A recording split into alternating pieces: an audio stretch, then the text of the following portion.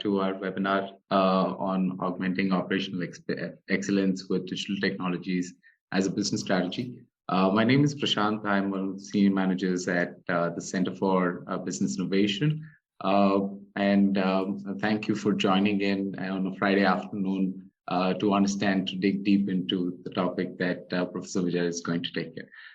Without further ado, I'll just quickly introduce the agenda for today. The first 5 minutes, however, we'll be running a few minutes late. I'll try and wrap it up with the introductions to the center and one of our doctoral programs at ISB. And proceeding that would be the session by Professor Vijaya Sunder, followed by question answers. Although we have segmented question answers towards the end, request you all to keep the chat continued. Your comments and questions as and when they arise, I would request you all to participate in the same. Post which will be a networking session. We'll quickly break out into different breakout rooms to network with each other, with other co-participants that are there in today. And without further ado, let me just quickly speak about the Center for Business Innovation. We are one of the youngest, at the same time, one of the oldest RCIs, which is Research Center Institutes at ISB, focused on business innovation. Largely, that is to cause growth and resilience. Our focus is on innovation that happens at a business level, not just at a product level. That means at a supply chain, in the delivery mechanisms, in let's say even customer relationships, or for that matter, internal operations. So cut across all of these segments, a lot of businesses are innovating, and that's where our research and education is focused. We focus on research and education, as I mentioned. I'll probably skip this slide in the interest of time. Some of the focus areas that we are working intensively are on GovTech innovation. How is emerging technologies getting embedded into the government as a service? We're developing a corporate innovation index. We are also looking into healthcare innovation, the recent times, the fintech growth and the e-commerce growth as well. The revolution of auto tech is something that we, as a center, focus. And of course, the evolving ESG alongside the climate change innovation, that is one of the center's focus areas. And a snapshot, this is what we focus on. Another key partner in this particular initiative is our Executive Fellows Program in Management. It's a doctoral program equivalent where it's a 3-year plus program where students, participants come from different backgrounds. We in fact have one of the reputed programs with more than 60% of the class coming from CXOs. We have CXOs coming in from Lupin. We have Xiaomi's president, Mr. Murali Krishnan. We have Digital India Foundation CEO, Arvind Gupta. We have Wells Fargo Vice President, Ms. Shweta. We have Chaitali Mukherjee from PwC. So we have this particular program is a doctoral program, one of the terminal programs that people take up. And as part of this initiative, Professor Rajan Srivastav, who's our executive director, is also the executive director for the doctoral program. And it's a interdisciplinary research focused, something that a lot of senior executives would benefit from. And this would be also using their expertise to pass on the knowledge to the future generations. For details, we'll be sharing more on the EFPM programs, but feel free to contact us on this number. And without further ado, I just wanted to quickly introduce Professor Vijaya Sunder. He is very near and dear faculty who comes from a very, very diverse background. He's been the best teacher for the year cohort 2021. He's also Walter E. Amazing Thought Leader in Global Quality Community by IAQ. He's been awarded with Global Crosby Medal recipient as well at ASQ. He's also a Quality Champion Gold Award from QCI Government of India. He comes with a very rich experience of 18 plus years across the World Bank, Barclays, American Express, and Citigroup, and has been with ISB for the last 3 years. He's been, the last position that he's had was as the head of business process excellence at World Bank. and he comes with a strong PhD degree. I will let Professor talk more further, but he comes from an operations background, and he's one of the most favorite faculty among all the students, right from our PGP courses all across to EFPM courses. So, without further ado, I welcome Professor Vijaya Sunder to take over the session. Thank you very much, Prashant, for the warm introduction. I'm very glad to know that we're talking about EFPM also before this particular topic that we have for today, because in my recent interactions with some of our friends in the industry, I found a lot of interest from the practitioners coming in the area of operational excellence, especially with digital transformations, towards deepening this thought for the future research.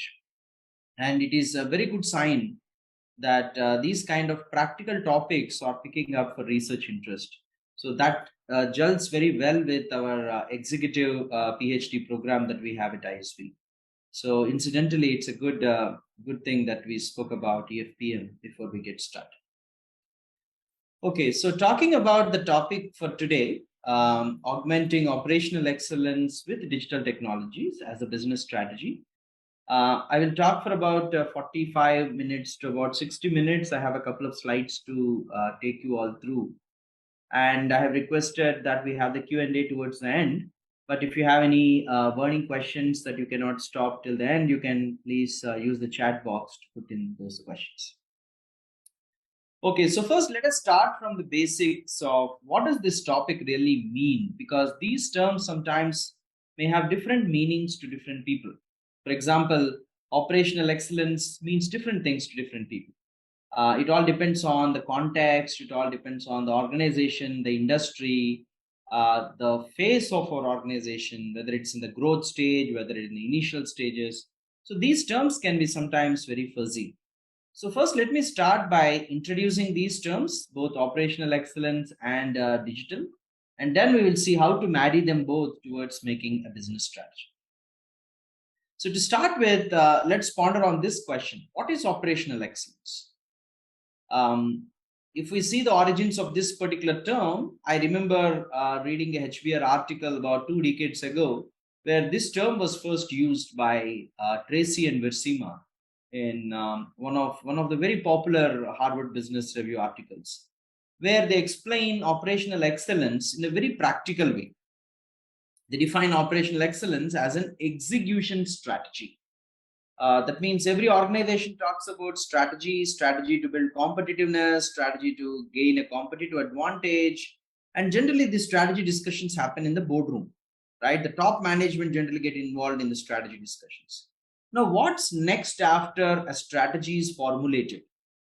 To answer that question is where this term called operational excellence becomes very important, because operational excellence is about how do we execute a strategy, and how do we execute it not once but consistently in such a way that we execute it much better than our competitors.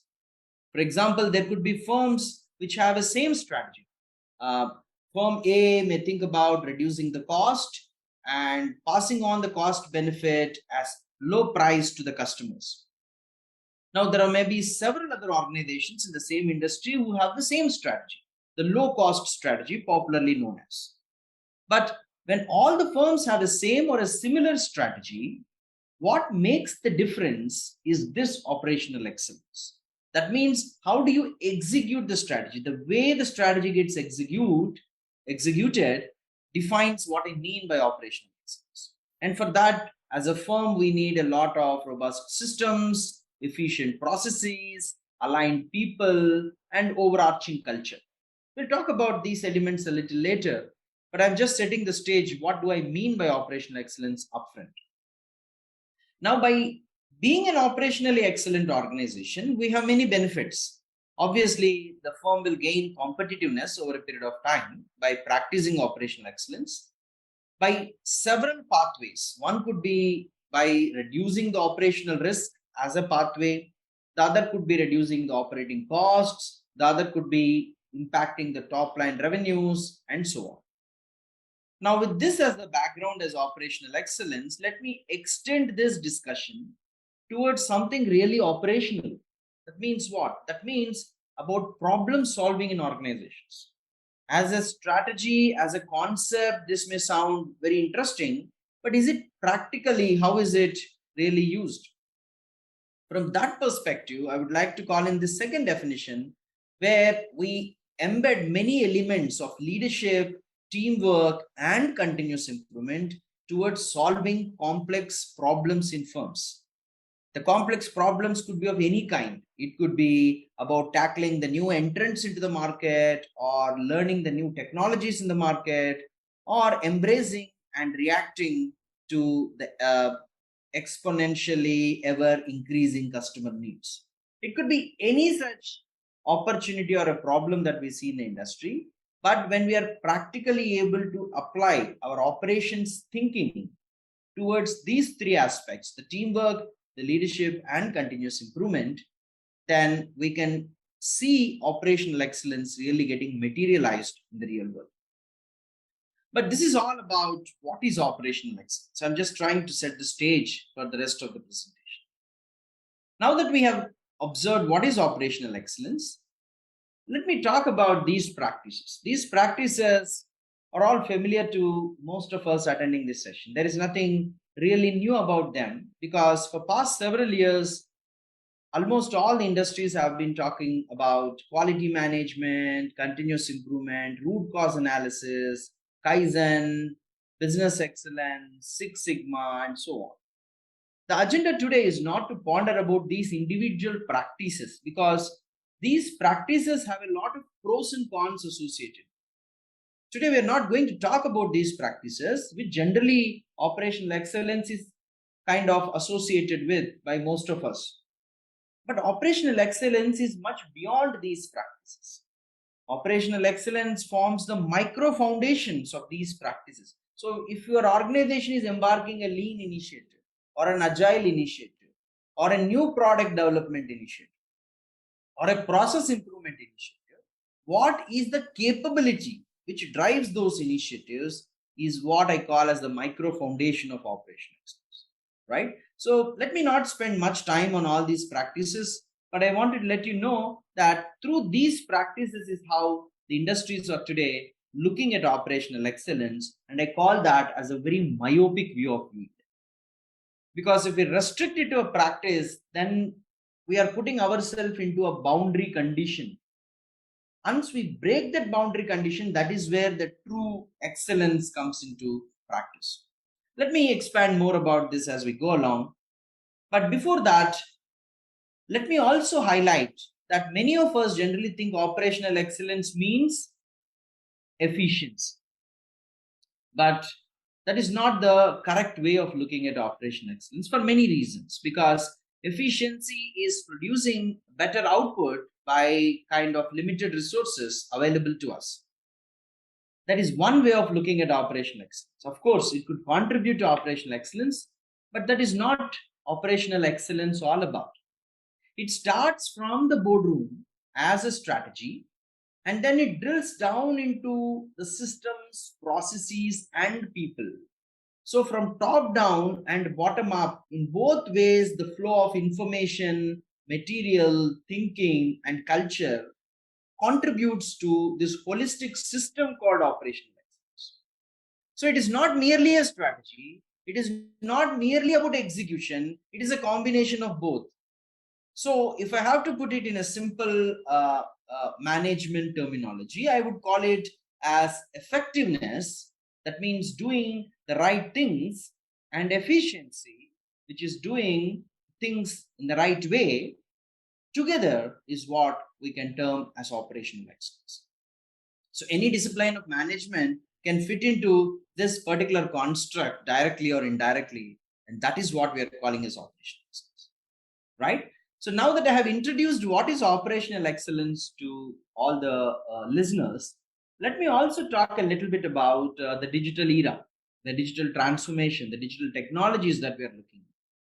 Because everywhere, every organization today, whomever I meet, they like to use these terms quite often for many reasons. Of course, some organizations may be truly practicing them, but several others are not. We are using these terms very loosely in the name of a digital era that we are living in today. Nevertheless, let me quickly look at what this digital era really means. What is that particular term we are calling as Industry 4.0 or digital technologies today really mean? And then I will try to marry both operational excellence with this digital technologies to see what could emerge out of these two combinations, right? So to talk about digital era, we all have witnessed many of these transitions that you can see on the screen. The first being the mechanical production that the whole economies in the world were totally dependent upon.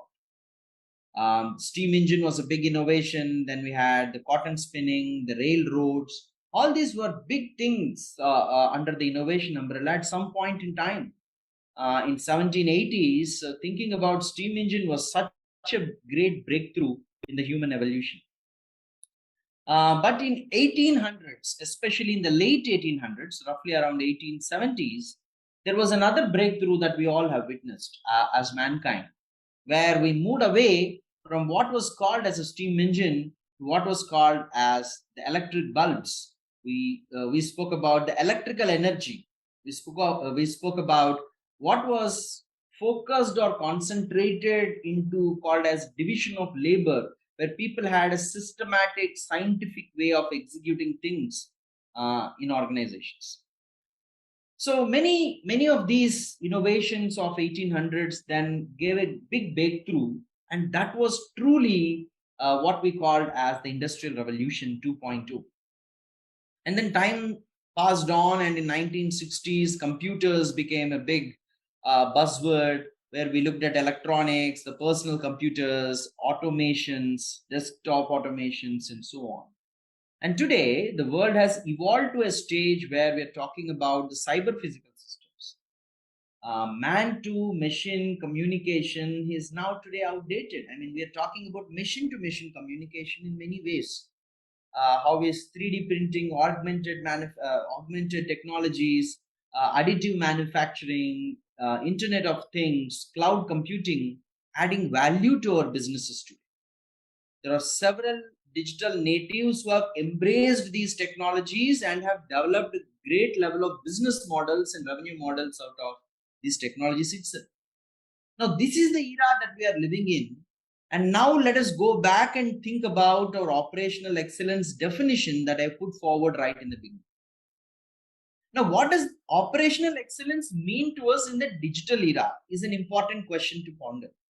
That means, do we still need to think about efficiencies? Do we still need to think about executional strategies? Do we still need to think about continuous improvement in the era where we are living in cyber physical systems? Can't the automation or artificial intelligence take over all the issues that operations used to face in executing the strategy? Do we still need operational excellence in today's world is an important question to ponder. Right? Now, to answer that question, and before we get into addressing that question, let me show you some research findings just to set the stage for why should we even ponder about that question. A few bitter facts in front of you.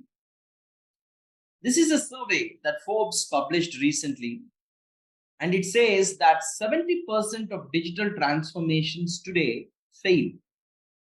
And you know how much energy, efforts, and money go into these digital transformations? Roughly, in the United States, every year, $2 billion are spent only in digital initiatives. And imagine 70% of them really fail.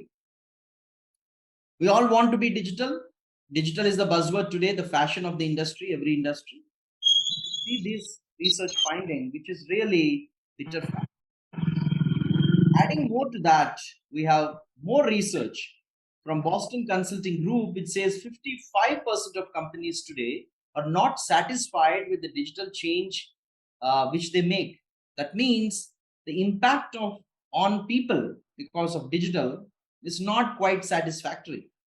The people here could be not only the employees who work in the mid or the bottom line of an organization, it could also mean the top management many times. So what is this digital transformation or technologies that we are heading towards? If 70% of them are failing and 55% of companies which are embarking that journey are not successful, then what is the digital transformation we're talking about? Research also shows that loss of money, loss of people's jobs, also talking about sudden changes which are taking us backward, if not forward, through this journey. Now, is this disruption really helpful for our current operating systems in firms? Are we doing the right thing in the name of digital, or are we just going by the buzzwords and the fashions of the industry, assuming that digital will lead us into some light? Does digital really give us the market share and the competitiveness as organizations? These are the questions that this research, the bitter facts, trigger us to think about. And this is where I would like to marry the definition which I portrayed right in the beginning of what we called as operational excellence as an important prerequisite before digital transformation. Now, before I expand on why should we just marry them, let me make a convincing case for that. Let me tell you a short story to actually expand this thought. This is the story of a fox who used to walk every day in the forest and observe all the animals which are looking at the tiger and respecting the tiger a lot. So whenever the tiger walks in the forest, the tiger walks with a lot of pride, lot of glory and charisma. And every animal there in the forest respects the tiger automatically. The fox observed this and it thought, why am I not getting this respect? Why only the tiger? And the fox thought that since the tiger has these stripes in its body, probably that's the reason why the tiger is gaining all this respect. And what did the fox do? The fox went to an ironsmith and requested the ironsmith to put the kind of scars on its body as well. These stripes, the black stripes which the tiger holds. And after that, the fox was looking like this with the stripes on its body. And it expected that it will gain all the respect just like the tiger. And it walked into the forest with very high expectations. But as you all can predict, fox did not gain any respect even after having all these stripes on the body. You know, this is how today digital initiatives are taken up in several firms in industry. Just like this foolish fox, which thinks that because of the stripes on the tiger's body, the tiger got all the respect. Today, organizations, I won't say all organizations, but many organizations are thinking that just by going digital, we will get competitiveness in the market. They look at the other firms. Other firms are going digital. So if I too talk about digital, if I too invest my money on digital, my efforts on digital, then probably I would also gain the competitiveness just like the competitors. See how foolish is this thought, because it is not because of that black stripes tiger got all that respect. The tiger had its wonderful ecosystem by itself, where technology, the black stripes, were only one component of it. There were several layers in the architecture in that ecosystem of an organization called tiger, because of which it got the charisma or the competitiveness in the market. And that is where building that entire enterprise architecture is an important aspect of digital transformation. Else, organizations would remain like this foolish fox who just talk about digital, just invest money in digital, but at the end, are we reaping the right returns, or the full harvest of the digital transformation is questioned, right? Now, let me extend this thought into more detailed way, right? So if I have to put it into a framework, I would say that realization of operational excellence means that we are moving towards competitive advantage. And what do organizations need to realize today is that this is only the means and not the end of competitive advantage. That means competitive advantage is the goal, and operational excellence is the means towards achieving that goal. And what do we need to do towards operational excellence? The first is to look at the powerful strategy, not to think about what digital technology should I implement. That comes as a later question. The first question starts about the effectiveness of where we are starting. And that is where the power of intent becomes the prerequisite.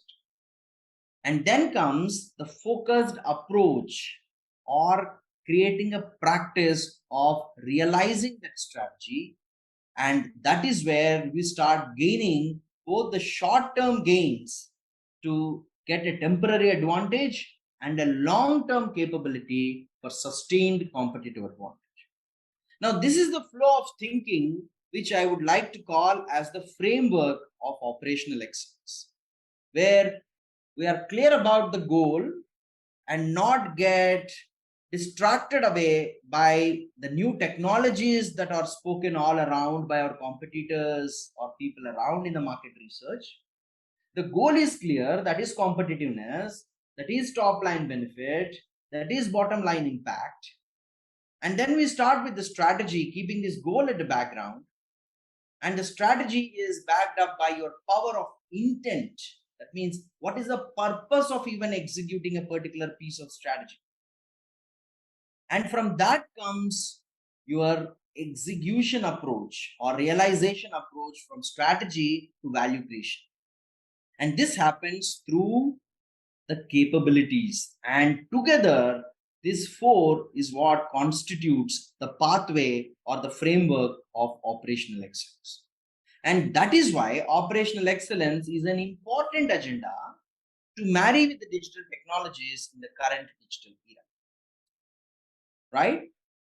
Now, let me ask some important questions before we move ahead. Now, we all talk about strategy, we all talk about operations, and in many firms, these are integrated, many firms, these are fragmented, right? Because generally, strategy is looked up as a top-down approach, operations is looked up as the job of either the mid-management or the frontline employees. Now, the questions to think about when we're talking about competitiveness is about delivery quality. Whether you are in the business of goods or in the firms of services, doesn't matter. What is your delivery quality and how good is your delivery? How consistent are you able to deliver that quality to your customers? How fast are you able to deliver the quality to your beneficiaries? And lastly, how to deliver value keeping the operating costs low? These are four fundamental questions which any of us would generally think about as soon as the operational excellence framework which I created in the last slide is in front of us. Because this should be one of our goals. This should be one of our pathways to achieve what we intended as the operational excellence goal, right? Either improve your delivery of quality, improve your consistency, improve your speed, or reduce your cost. And many organizations have mastered one of these pathways time and again that we have heard about these examples. For example, we heard the stories about Toyota. Toyota that mastered what is known to the world as the quality of the goods that it produces, right? Toyota was the organization where the lean production system originally took its origins from the Toyota production system. So Toyota has mastered how to deliver quality in goods and services to its customers. So the pathway which Toyota chose to become operational excellent boils down to my first bullet point here.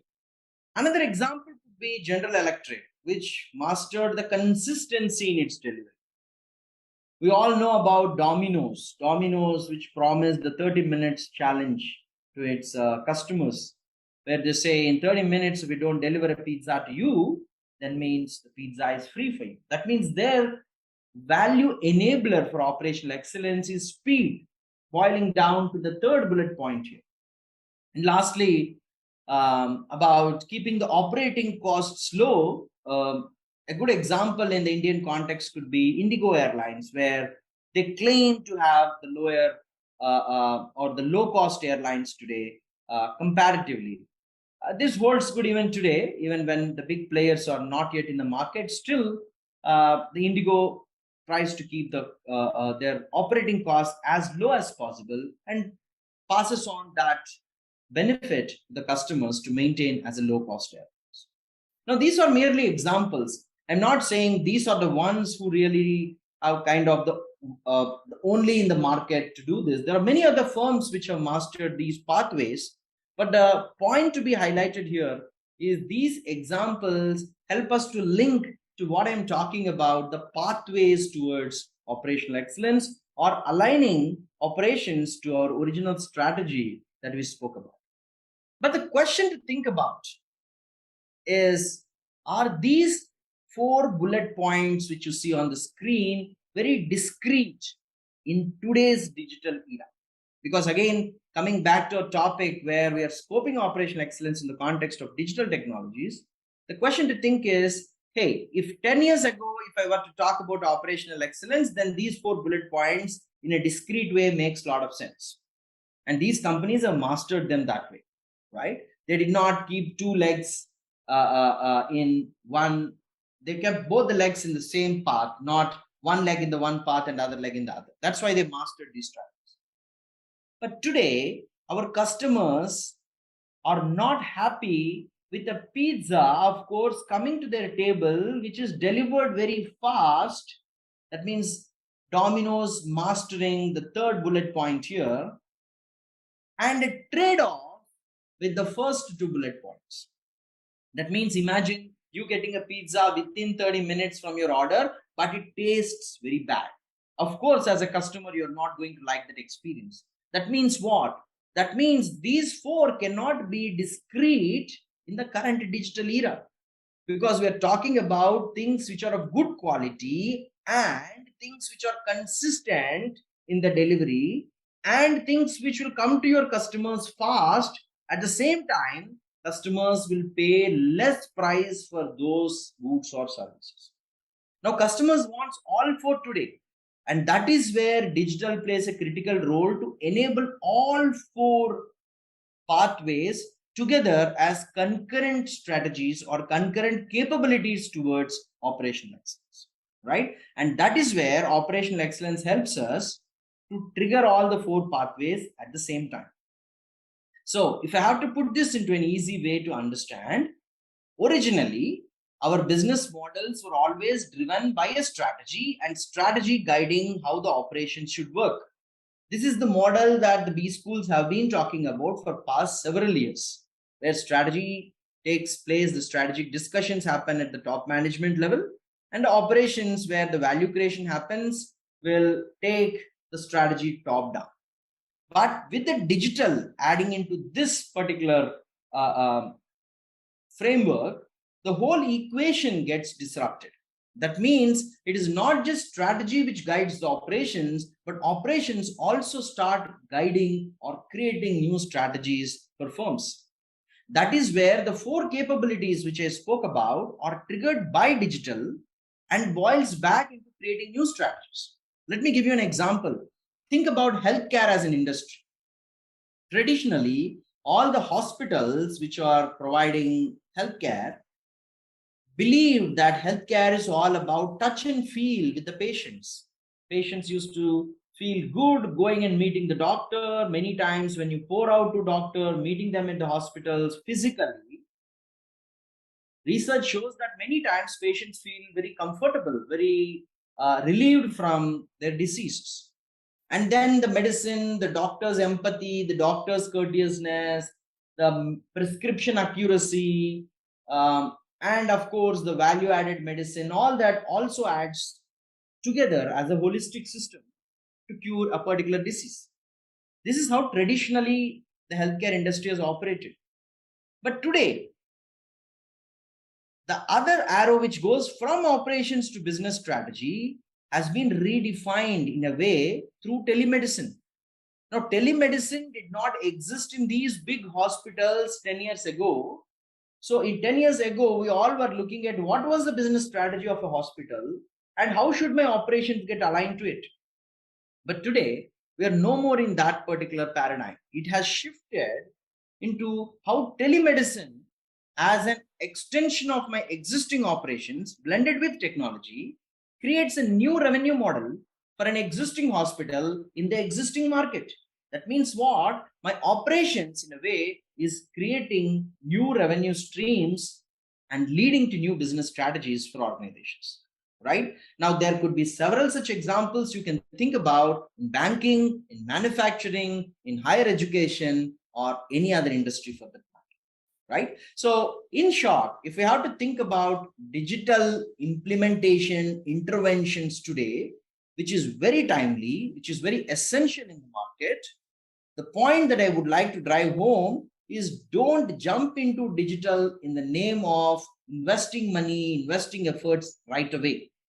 Because going digital without setting the other layers in your organizational architecture, that means unless you are ready to go digital, jumping into digital will be a royal route to failure. And that is a key reason why 70% of digital transformations fail today. So, what should we do? Take a step back, create that architecture of operational excellence in your firm first, gauge your readiness to go digital, and then jump on to digital. And that is where you, as an organization, are ready to reap the full harvest of digital transformation. Right now, if I have to extend this thought, I can say the true purpose of digital transformation lies in creating all four capabilities or pathways to operational excellence together. So we are not trading off cost to speed or speed to quality anymore. Because with digital, organizations can become more capable of creating what is called as cumulative competitive capabilities. So these are cumulative here. That means all four capabilities we should be able to trigger in our operational excellence framework using digital. And that should be the way we look at digital interventions today. So let me again take you back to the fox story, which I told you, where we don't want to be that foolish fox, which go and talk about digital and jump into digital investments.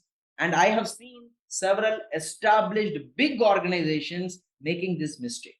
Forget about small and medium sized enterprises, because we can talk about the capital backing them, resource constraints, financial constraints, because of which small and medium organizations can actually make such mistakes. But think about big corporate, which are established in the market for several years, who have seen ups and downs in their growth curves.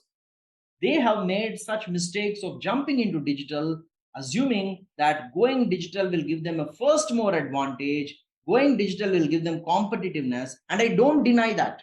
Of course, it does. Only when you have the operational excellence framework in your organization, which would support your digital interventions. Else, our organization can be just like the fox in the story which I mentioned. Right now, let us come back to the original question which I posted right in the beginning of this session. So, how to enable this? How to enable operational excellence for the digital era? Now, to answer this question, again, I'm going to talk about the purpose of the organizations first, and from there we'll evolve to address this question. Now, take a minute and think, why do organizations exist today?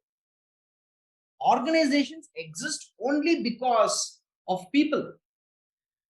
Now, how wrong is the thinking that in the digital era, we are more tuned or biased towards digital systems at the cost of people is, of course, an incorrect thinking, because as an organization, you exist only because of people.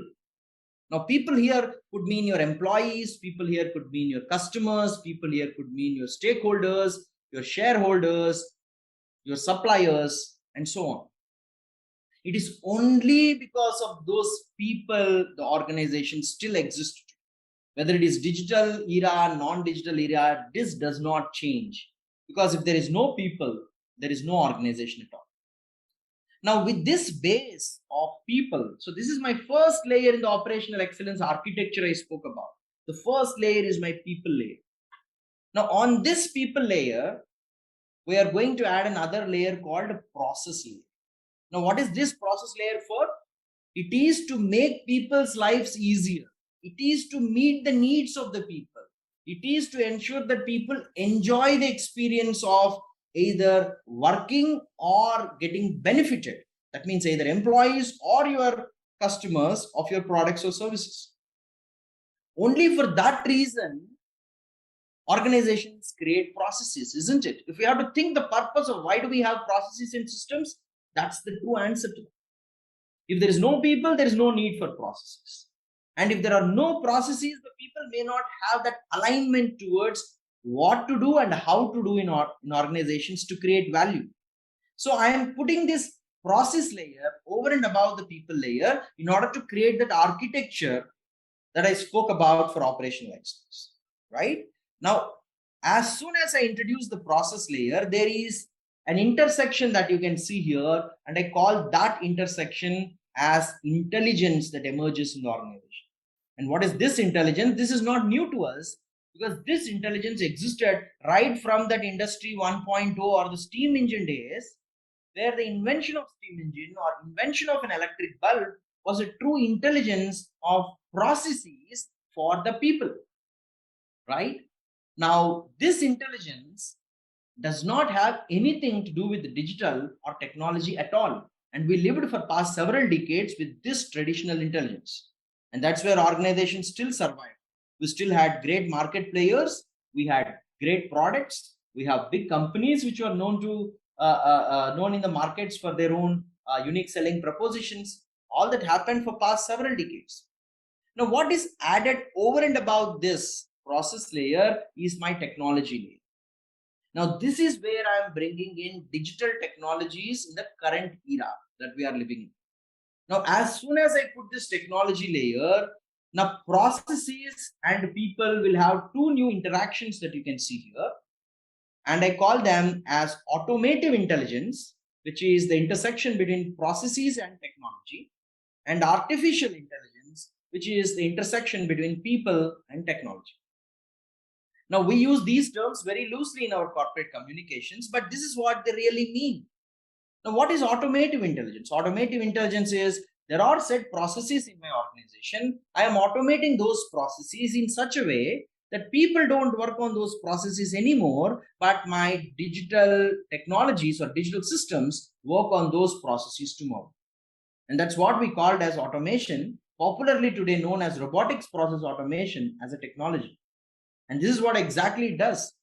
It mimics the set processes in the organization more efficiently, more accurately, and more faster than people.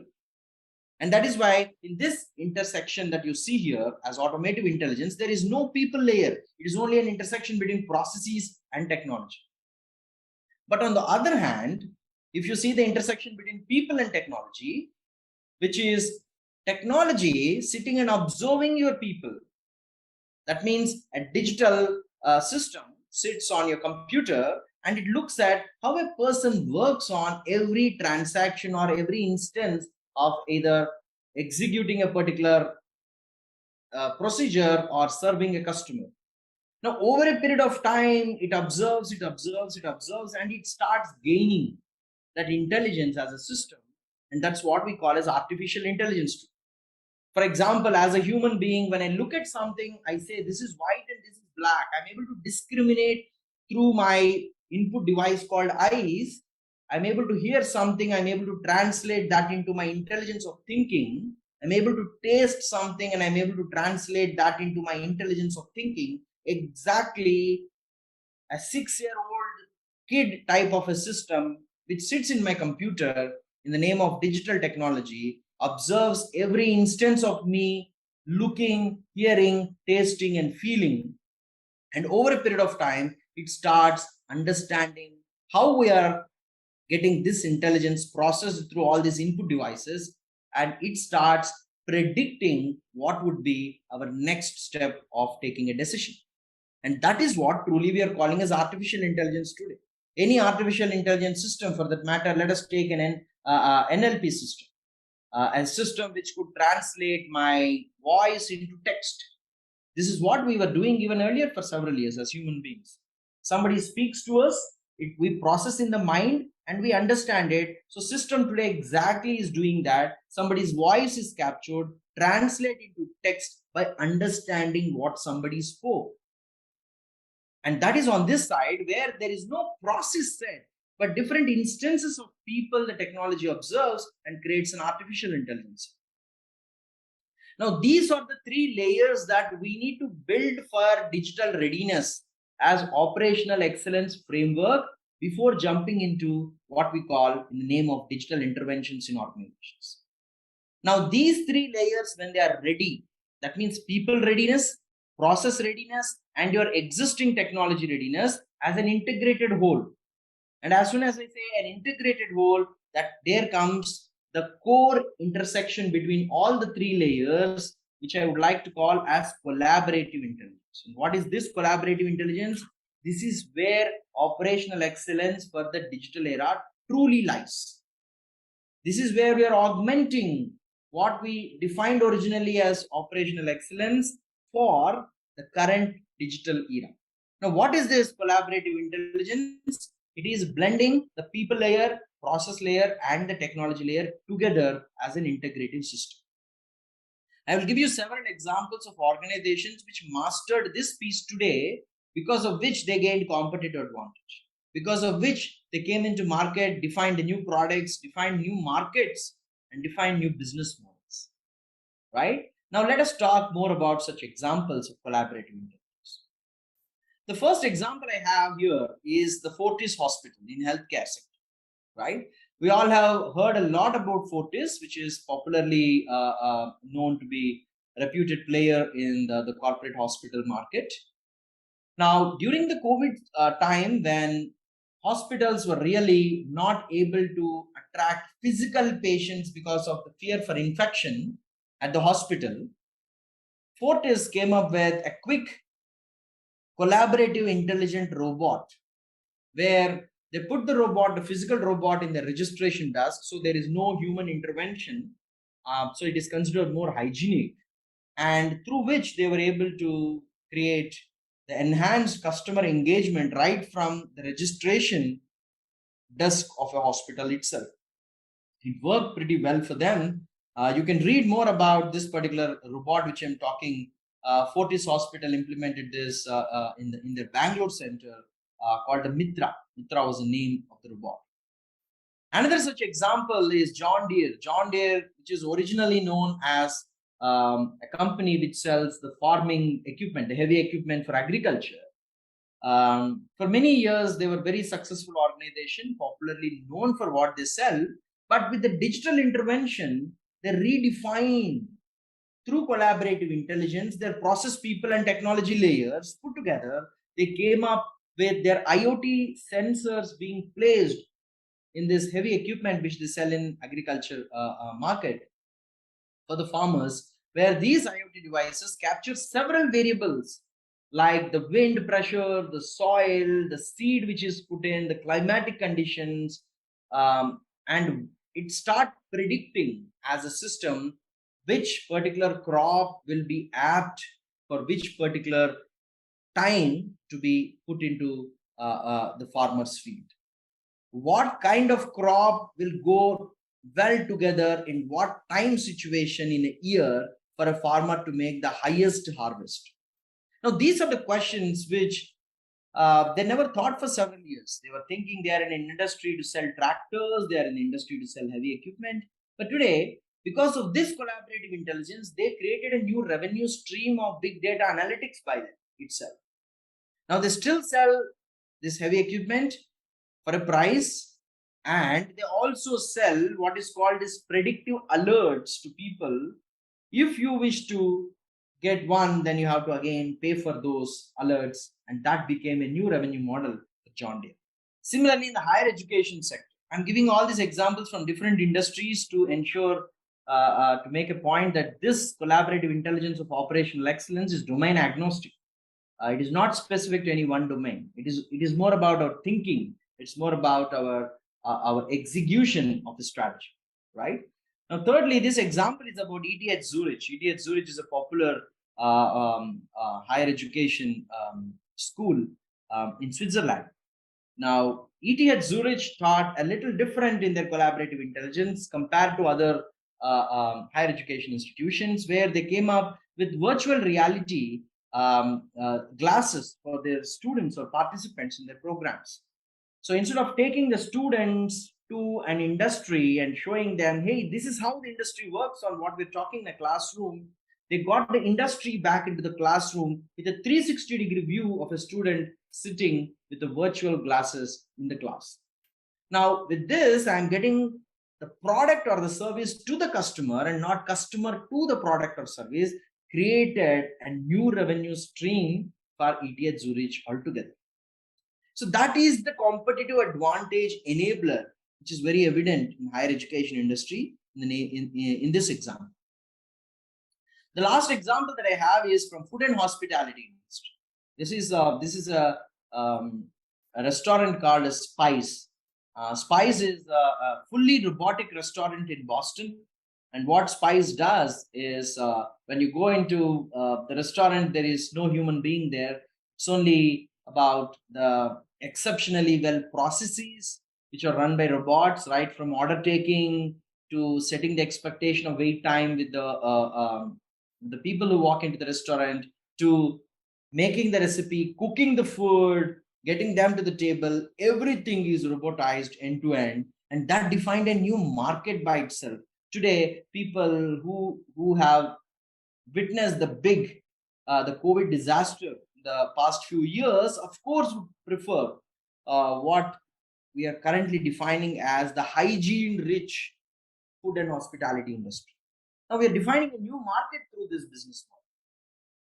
Now, see, these are the organizations that have mastered what was called as operational excellence and enabled digital transformation by marrying operational excellence with their digital interventions.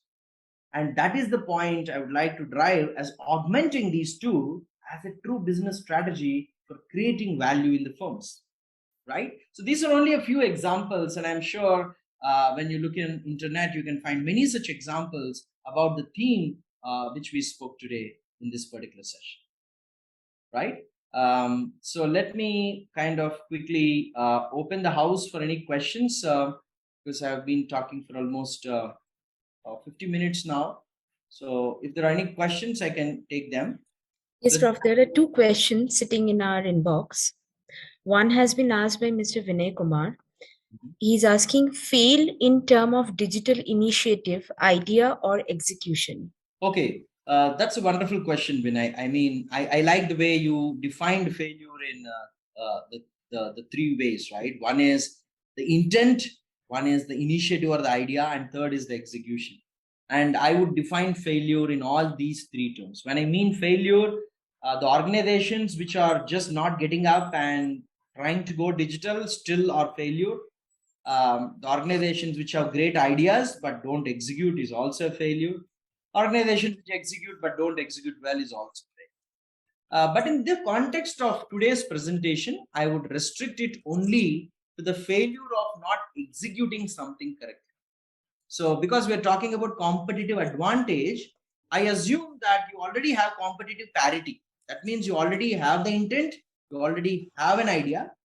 So the difference of competitiveness comes in execution, at least in today's scope of this presentation. That's what I meant when I said failure.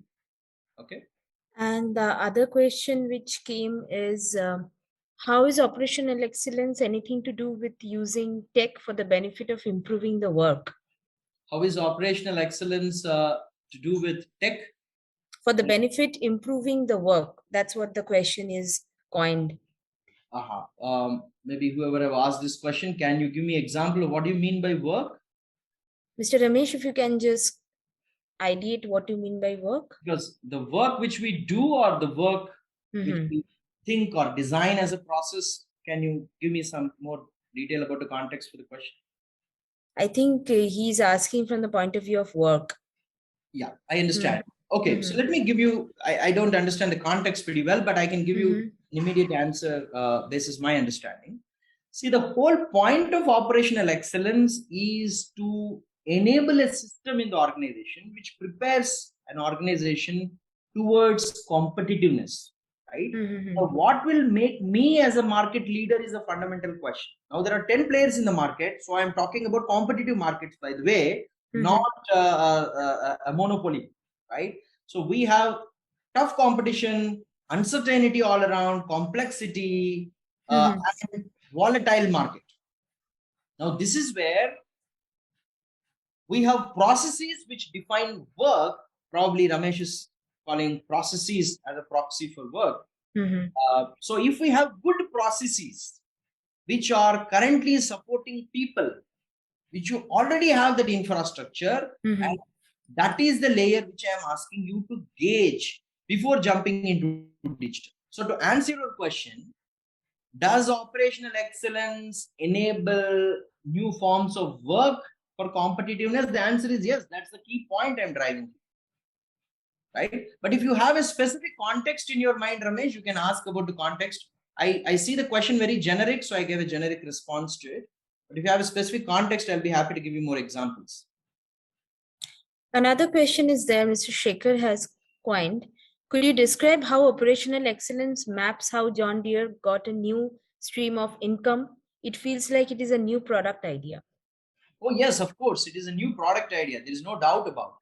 But as our friend Vinay Kumar rightly pointed, you may have a good idea, but how you execute it is where I'm highlighting operational excellence as a big role to play. For example, it's not just John Deere who realized that having an RFIDs or sensors in their equipment will gather all variables of data which can be processed and analyzed and give prescriptions to their customers. There are many organizations who have thought about it. But John Deere successfully executed it to redefine their business model. That is where operational excellence plays a role. If it is only a good idea, but if operational excellence was missing, John Deere would have not gathered a new business model for creating it. It is very similar to the telehealth example which I gave you. What is happening in telehealth today? In telehealth, we have just kind of mimicked the existing traditional consultation setup in healthcare using a virtual platform. Now, where is operational excellence coming in these examples like John Deere or the telehealth model which I'm talking about? Is in execution, not just in a new product idea, right? So I'm connecting Shekhar's question back to what Vinay defined the 3 types of failure. The difference comes in execution of the new product.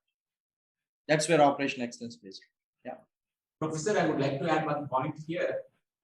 Sure. Can I? Yeah, you're audible. Can I know your name, please? It's not just a new product. It can become a new stream of revenue with a SaaS model because they're delivering service along with the product. So it can become an entirely new stream of revenues also as far as John Deere is concerned. Absolutely. You are absolutely correct. Now, how does this come into picture? How does it materialize in the real world?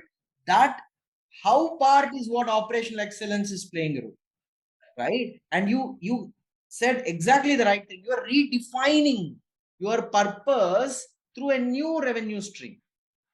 Now, let me add more to what you said, right? You said it is creating a new revenue stream.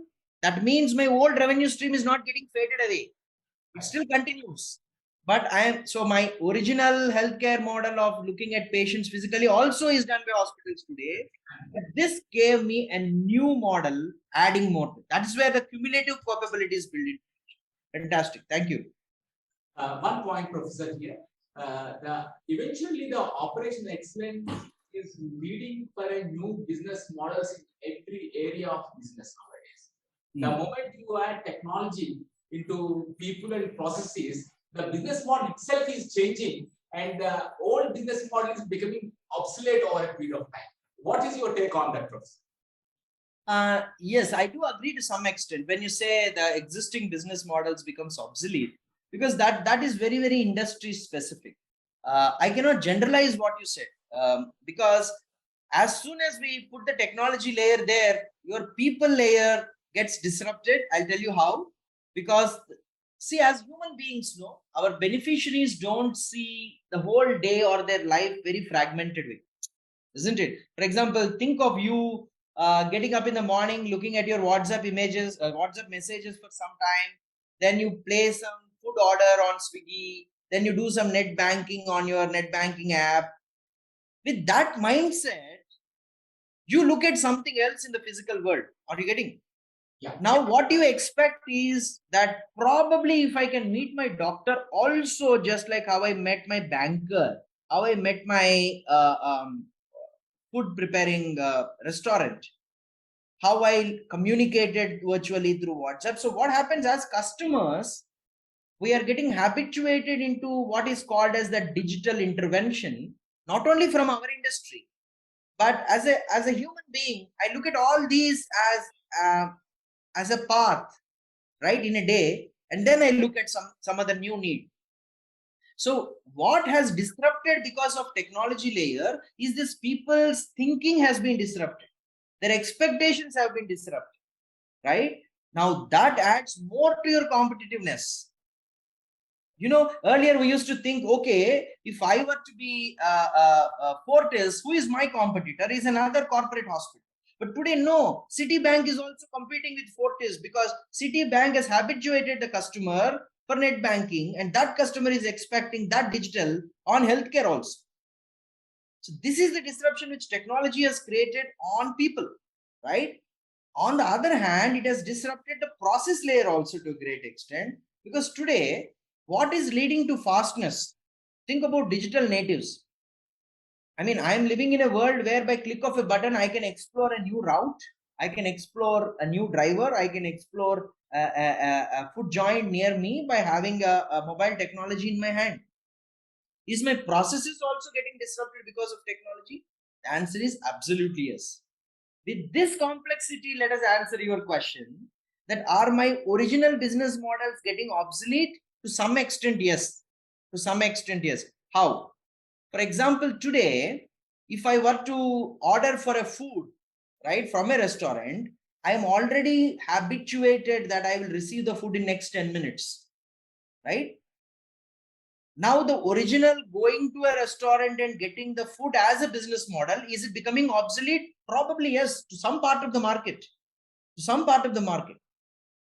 On the other hand, what is picking up is the digital natives intervention, like Oyo Rooms or your Airbnb or the platform-based businesses, they have picked up. So net, what is happening? Your market dynamics have changed. The market still exists. So is my business model traditionally, which was followed for many decades, becoming obsolete? Probably yes, to some extent. To some extent, but it's a transition.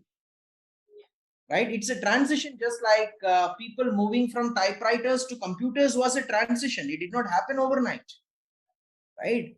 I mean, you and I probably are habituated to using a remote control for television and a remote control for air conditioning in our houses, isn't it, Srinivas? But our kids may be probably using their mobile phone to control a television channel and the air conditioning, and to tell washing machine when to wash the clothes using their mobile phone. Now, this transition happens slowly, and that is where I would not like to call it obsolete, because obsolete is a very discrete word. It doesn't happen as a breakthrough. It happens. Now, where is operational excellence as a role to play? It prepares you towards this transition. You means organization. It prepares you as an organization to this transition, right? So that's a good conversation. Yeah. Okay. I have one more question, Professor. Yeah, please go ahead. Yeah. Are these the assumptions, whatever are the theory, whatever you have made today, is equally applicable for B2C industry and B2B industry, or these are more for B2C industry? Yes, they're equally applicable. They're equally applicable because we are looking at domain agnostic means to competitiveness. Now, the fundamental question here is, as a B2B industry, am I still in that competitive race with my other players in the market? If the answer is yes to that, then this is applicable even there, isn't it? At the end of it, what is my intent of operational excellence? Because we said operational excellence is only a means to what? To gain competitive advantage. So if you are in a competitive market, whether it's B2B, whether it is B2C, it is domain agnostic. It is still equally applicable. Thank you so much, Professor. Thank you. Thank you. Prof, we might move to the networking session taking this question. Okay. Do we also consider collective social welfare? How is it incorporated? Okay, this is an interesting question, and I would understand first. Let us understand this term called collective social welfare clearly, so that we are on the same page. Um, so, um, so whoever So- asked this question, do you mean collective social welfare as the welfare of the people, the shareholders, society, planet in large? Is that what you mean? Yes, that's what he's asking. Okay, okay, okay. Interestingly, yes, because when we talk about concepts like ESG today, there is research which talks about how can process improvement practices like lean blended with digital interventions improve the ESG ranking of an organization, right? And today there are examples like organizations like Nike who have their offshore centers with third-party contractors, probably their suppliers sitting in China. Are those organizations which are providing them the inputs, are they really organizations which are embarking a socially responsive behavior or not? I have seen articles about Nike clearly saying we are not going to keep you as a supplier if you are not a sustainable, if you're not having sustainable operations with you. In the name of providing us the good supplies, if you are polluting the rivers near your factories, then we are not going to continue with you as our suppliers. That means what? That means the supplier now has to think about operational excellence, not only to create efficient processes and be a good supplier to Nike, but also look at the sustainability aspect in large. And this is where the ESG concept, which is quite a very hot topic today, which attracts a lot of investors in firms, is linked to operational excellence, both on social, economic, and your environmental sustainability angles. So, to answer your question, yes, it considers the collective social welfare as well. I hope I answered the question. Yes, we have. Now the thing is that I would request all of you to keep your video camera on. We want to take a screen grab as a part of our program. Okay, so before we do that, here are my credentials. If you want to get in touch with me, I'm active on LinkedIn. This is my QR code to get connected on LinkedIn. So feel free to join me as a person and also join us as the Center for Business Innovation at ISB. Thank you very much for the opportunity, and I look forward to continue our relationships and further interesting conversations under the aegis of Center for Business Innovation. Thank you.